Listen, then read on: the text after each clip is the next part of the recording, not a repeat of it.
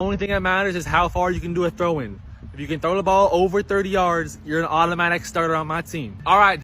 So while it's only one part of the game, long throw-ins are actually one of the most underutilized tactics in modern soccer.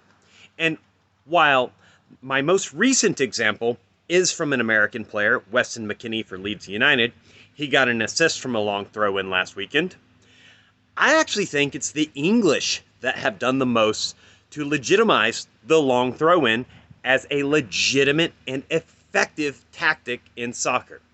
And the best example of this? Enter Tony Pulis's Stoke City with Rory Delap. Rory Delap is actually the man that convinced me that no, this isn't just a useless attempt at trying to get the ball into the box easily.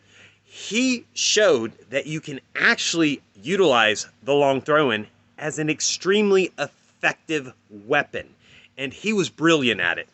In fact, if I was a Stoke City fan at the time, I probably would prefer to get a throw-in than a corner kick, because he could get it into the box, into good areas, just as good or better than anyone could do so with their foot. And there's no offside on a throw-in, which makes it extremely dangerous. The only downside to the long throw-in is that you can't score directly from this. However, it's still a nightmare for goalkeepers and defenders, because let's say he does put it on target. Well, the goalkeeper and the defenders have to make a decision. Do they try to play the ball and make sure it doesn't get to the goal, or do they leave it and risk an attacking player getting a small touch on it and it going into the goal? And this is such an effective tactic. I think it is actually very, very valuable to have some players specialize in the ability to take these long throw-ins. And it's not something that's unrealistic, especially with the college and professional level.